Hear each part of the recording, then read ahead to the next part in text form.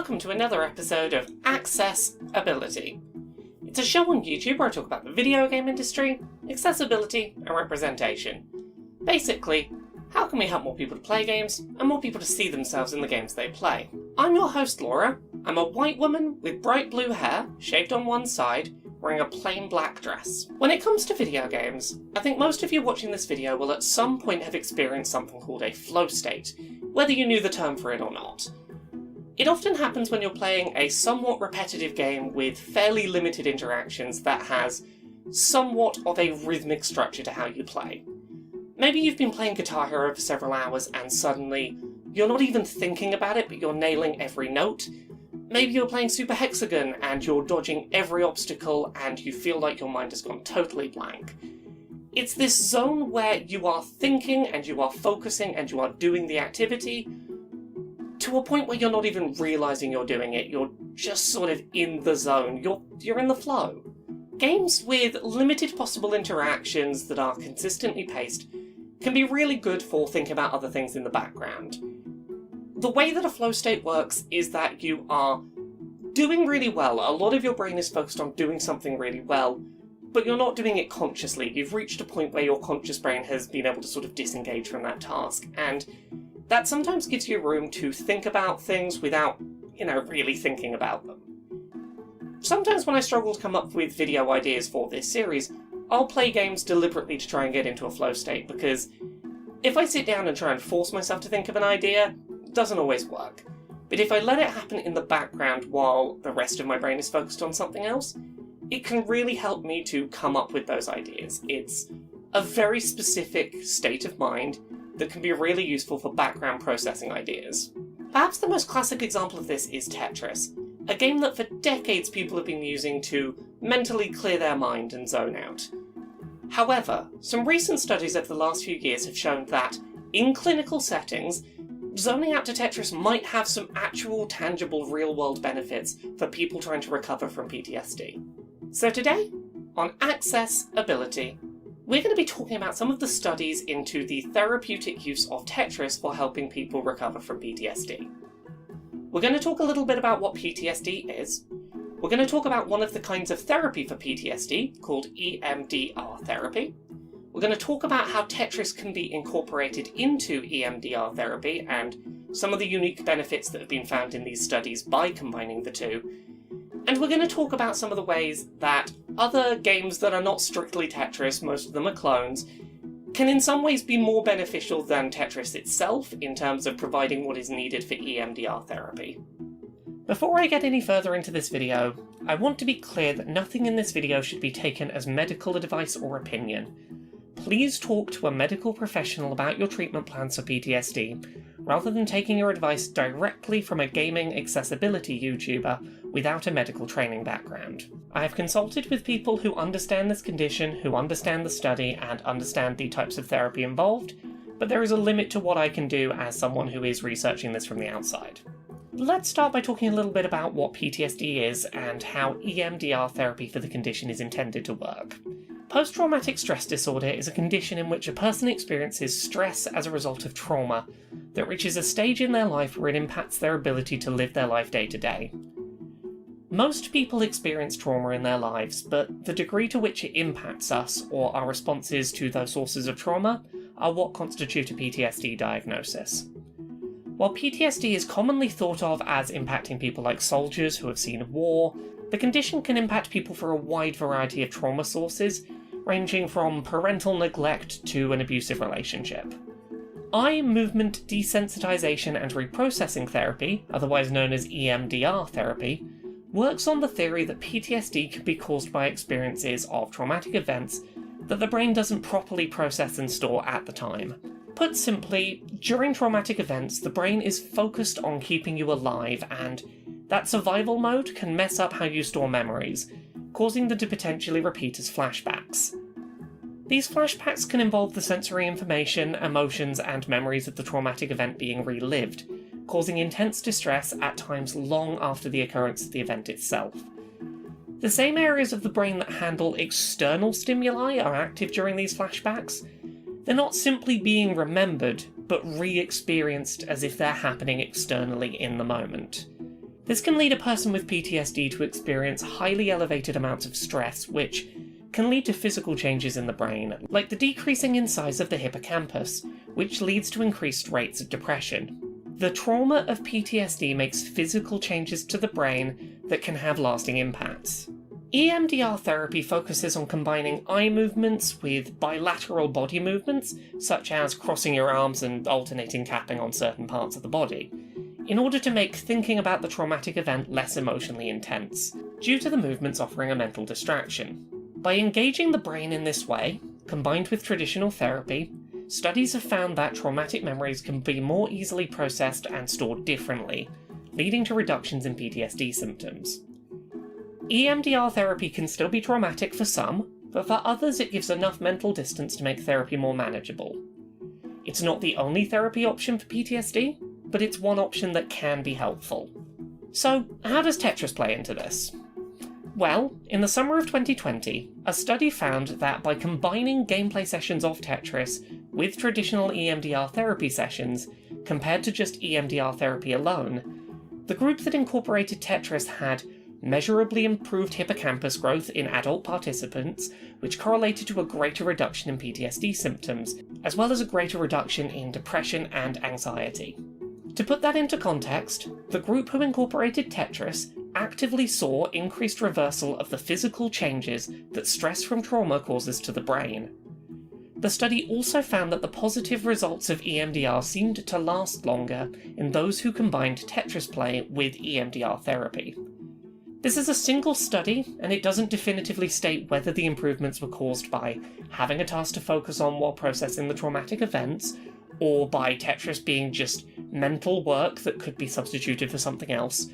But the core of the finding seems to be that Tetris, alongside EMDR therapy, can improve the quality of improvements seen by people with PTSD. Additionally, it has also been theorised that playing Tetris directly in the aftermath of a traumatic event can have a similar effect, and help to ensure that the traumatic memory is properly processed. Now, at this point in the video, I'm moving outside the bounds of the study, and I'm talking more anecdotally about the experiences of those with PTSD that I have spoken to, who have been engaging with Tetris after news of this study started to spread. While there is no definitive proof, most people I spoke to with PTSD, who have had positive experiences with Tetris alongside EMDR therapy, seem to attribute the reaction to the game's flow state, and its similarities to how EMDR works. Both playing Tetris and EMDR therapy focus on eye movements and bilateral body movements as a distraction. The key difference with Tetris is that the activity itself is a bit more mentally engaging. Because someone playing Tetris has to actively engage with those eye movements and sensory inputs, dedicate a bit more focus to them, while replicating the conditions used in safe EMDR therapy, it's easier to get lost in those movements, helping to compartmentalise their actions and the memories they're focused on. Quinn Clark, whose pronouns are they/them, is a writer, researcher, and a person with complex PTSD, who helped with some of the writing on this video's script. Here's what they had to say on the subject, as someone who has undergone EMDR therapy in the past.